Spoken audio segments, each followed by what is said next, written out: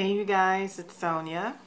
So I wanted to come on to talk about kind of where I've been in my headspace as far as what I want to do with my locks.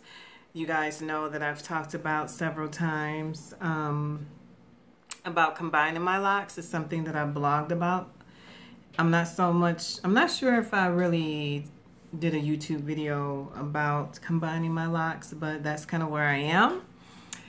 And I'm just right now, I've been in research mode. I've been combing YouTube, trying to figure out the best way to do this.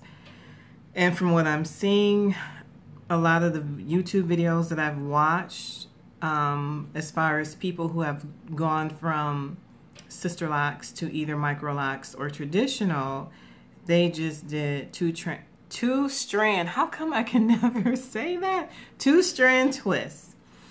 Especially if they just want to go from Sisterlocks to micro locks.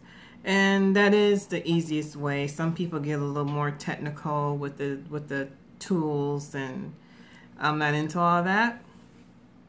I'd rather just 2-strand and call it a day. And another thing that I noticed since, you know, doing my research on YouTube is that a lot of people choose to get lock extensions because they don't like the fact that you lose length when you combine your locks. And you know, there's people who just don't like having short hair, so they do lock extensions, and hey, that's an option. There's nothing wrong with that, and I'm not looking down on people who do that. But for me, I don't want that. I would rather just have my own natural hair and go from there. The growth is going to come. That's not even an issue, you know, for me. So, that's kind of where I am. I'm definitely going to combine my locks and then learn how to interlock so I can maintain them myself. And I do know that once I do this, you know, there will be no more grid, which is fine because my grid was never one that you could really see anyway, because my Sisterlocks grow outside of the grid and you only see the grid after I get it retied, and then a week later it's gone again. So that's just how my grid is, how it's always gonna be. So that's fine. I'm not gonna lose sleep over not having that Sisterlocks grid.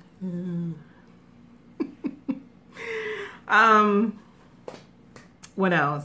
I've been talking about this so much and it's been on my mind, and I gotta thank my poor husband for putting up with me and listening to me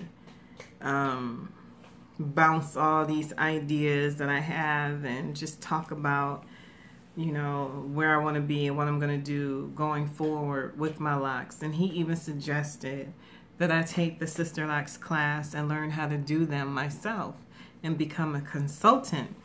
And I told him that's not what I want to do.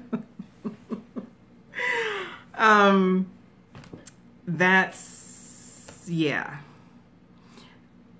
I'm more interested in just learning how to do my own hair. I know being a consultant can be very lucrative for some people. But that's just a lot of work and a lot of things that you got to do to become a consultant. And that's not what I want to do. First and foremost, I'm a baker. I want my cookie business to take off more than anything else.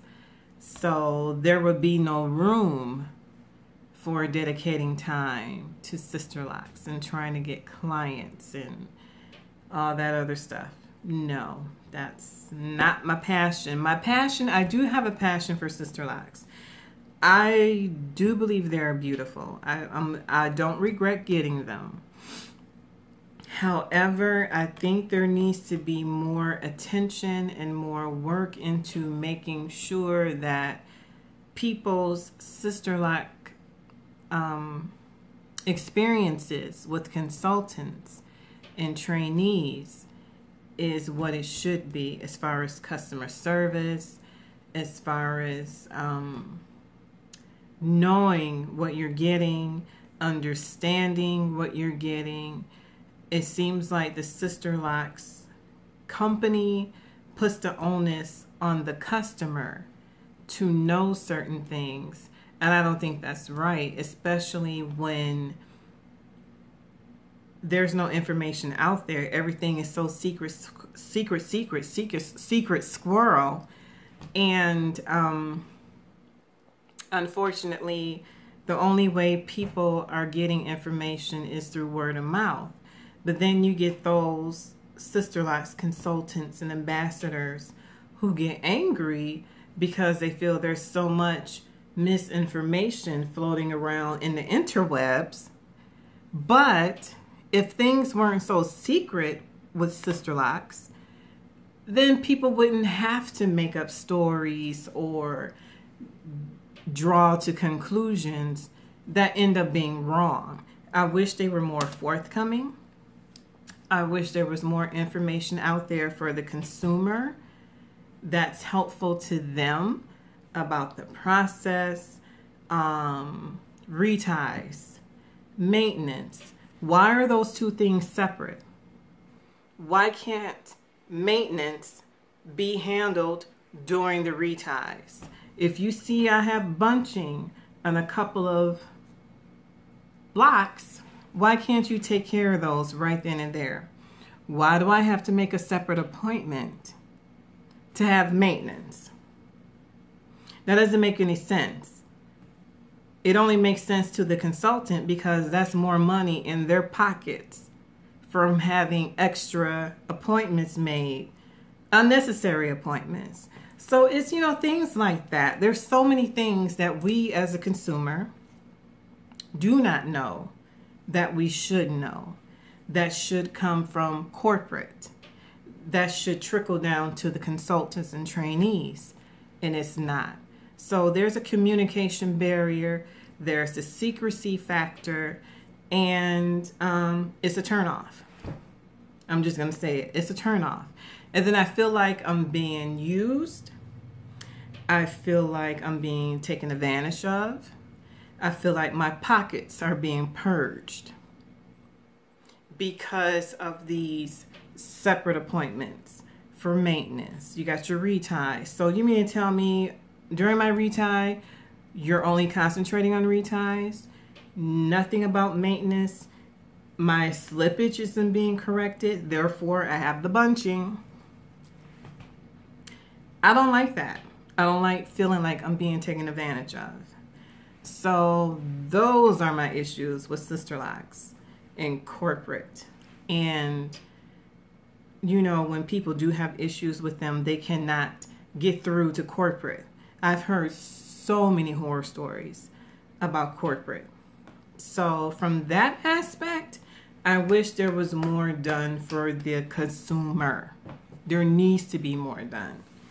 So for me, I'm moving on from Sisterlocks eventually, and I'm gonna go to Micro, and we're gonna call it a day. And yeah, so that's just me. My journey continues.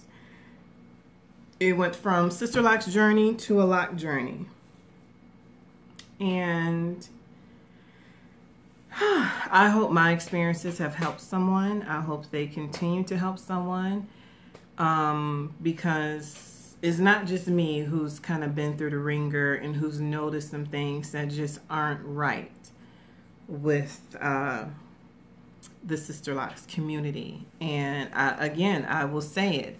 If you don't want secrecy, or if you don't want misinformation floating around, stop being so secretive.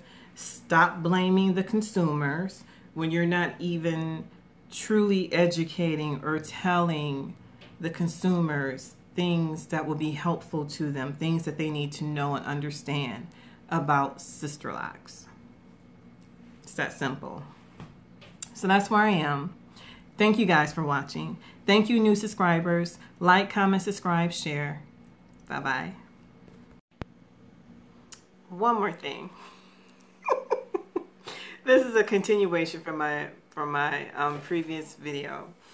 When I say things aren't available, information is not available for the consumer when it comes to Sisterlocks, that includes the little information that's on the Sisterlocks website.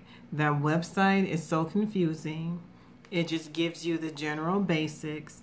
It doesn't go into the nitty-gritty of when you're,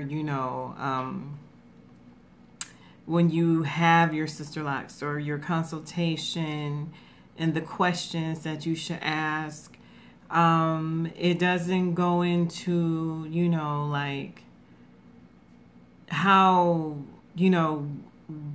what to do, what to look for, the questions you should ask your consultant when you have bunching or slippage, and how those things are handled. First of all, every consultant is different. They have their own little rules, and not everybody's going to go strictly by the Sisterlocks rule, even though they should. We all know many don't. That's why there's so many horror stories out there regarding consultants, because they're not doing things the right way. There needs to be a more concrete step-by-step guideline for the consumer of how to handle issues, and telling them to contact corporate, and to only, you call and you don't get an answer, nobody answers, or they get back to you well after the fact. That's not right. That's not good business. That's not good customer service. We as consumers who have invested hundreds and thousands of dollars just to get these things established, and then we're spending hundreds more on reties. I think we deserve better. And because you're dealing with so many different people, so many different personalities, a lot of people are not people persons. They have horrible bedside manners. They have horrible business practices. You have consultants who won't tell you jack unless you ask. And even when you ask, they're still very vague. I mean, I can go on and on and on, and that will always be an issue, because you're basically dealing with independent contractors.